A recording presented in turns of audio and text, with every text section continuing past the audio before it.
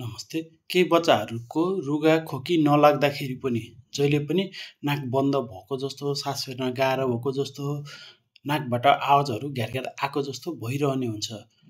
अब यसको मेन दुईटा कारण हुन्छ। एउटा कुरा भनेको नर्मल एनाटोमी।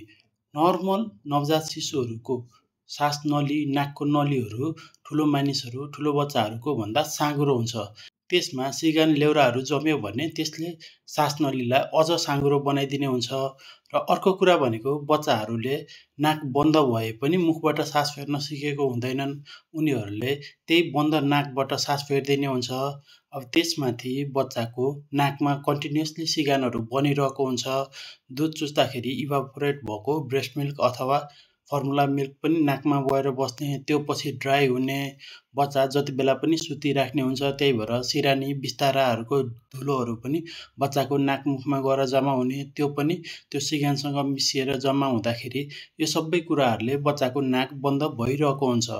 बच्चालाई रुगा नभए, खोकी नभए, ज्वरो नभए पनि सानो बच्चाहरूको नाक स्टफी हुने, कन्जेस्टेड भइरहने हुनसक्छ। यो एकदमै नर्मल कुरा हो। यो नाक बन्द भएर मात्रै बच्चाको घर घर आवाज आएको हो कि छाती पनि खराब हो भनेर तपाईँले सिम्पल्ली बच्चालाई ठाडो बनाएर लिँदा अथवा घोप्टो अलिकति कोल्टो पारेर सुत्दाखेरि उसलाई अलिकति सजिलो भएको छ, दुध चुस्दा अथवा उत्तानो पारेर सुताउँदाखेरि अलिकति गाह्रो भएको छ भने त्यो नाक बन्द भएको मात्रै हुन्छ। यदि तपाईँको बच्चालाई जुन पोजिसनमा लिँदाखेरि पनि घ्यारघ्यार भएको छ, सास फेर्न गाह्रो भएको छ भने त त्यो छाती खराब भएको अरू कारणहरूले पनि हुनसक्छ। तुरुन्त जचाउनु पर्छ। अथवा बच्चालाई ज्वरो छ, राम्ररी खान सकेको छैन, खेलिरहेको छैन, सुत्न अप्ठ्यारो भएको छ भने पनि तुरुन्त जचाउनु पर्छ।